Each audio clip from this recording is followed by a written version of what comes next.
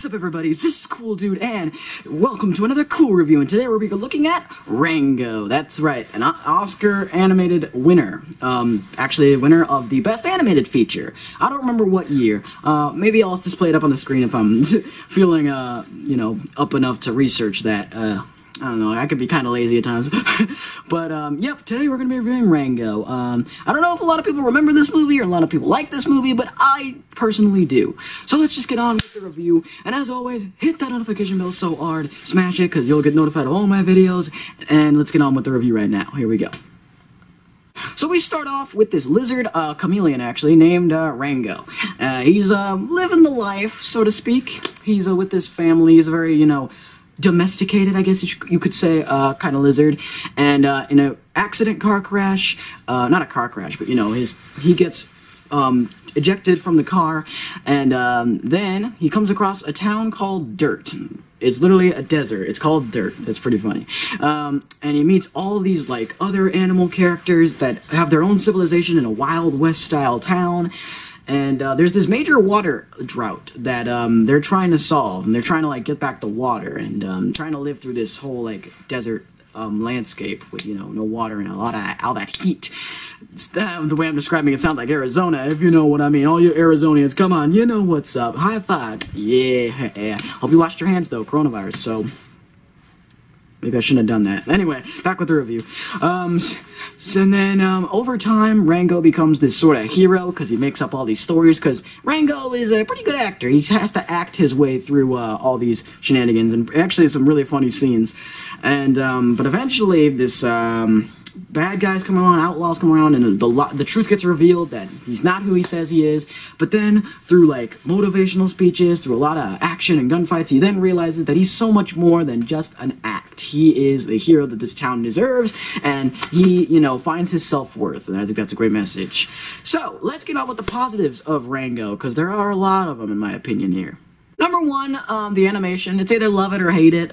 Some people may find it too ugly for them. Some people may find it too realistic. I think it's a perfect style of animation. I like how it looks like they clearly did their research. If you look at the behind the scenes, they based a lot of the animation on the real life counterparts animals in nature. And I think they did a really good job combining that whole realistic animal aspect of the animation while also giving them more cartoony designs. And also, I love the Wild West theme in this movie. It's everywhere. The music, the guns, the hats, the uniforms, the music. It's everything about it just screams the Wild West. So that's really cool. And I also like how it doesn't pull any punches with some of the stuff it does. I mean, it's nowhere dark as something like Watership Down, but it's still like you see a couple murders in the movie. I'm pretty sure you see. Of course, there's guns everywhere, guns blazing. There's explosions. And there's, like, violence in the movie, and some pretty dark themes behind all the, you know, goofy animals in there.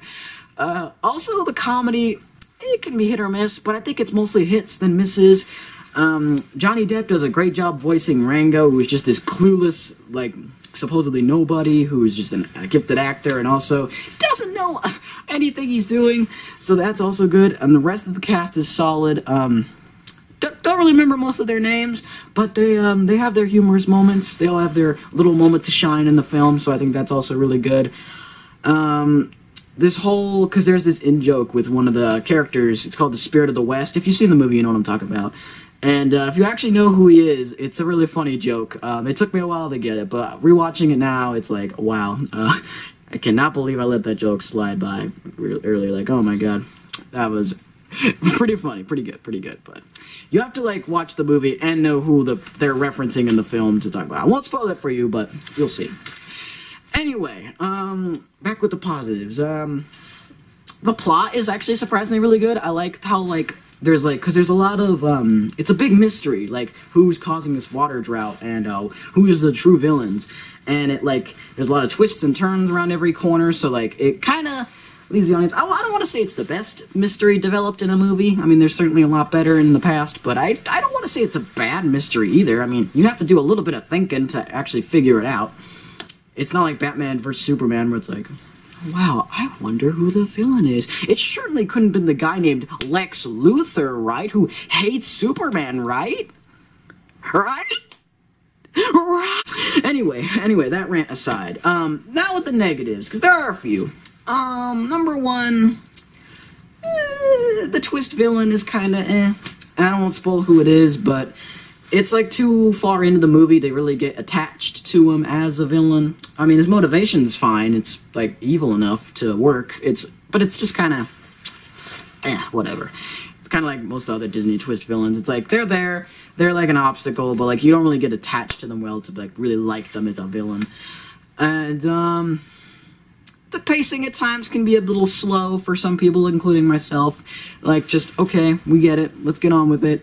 And the first few minutes do not resemble the rest of the movie. I'm sorry.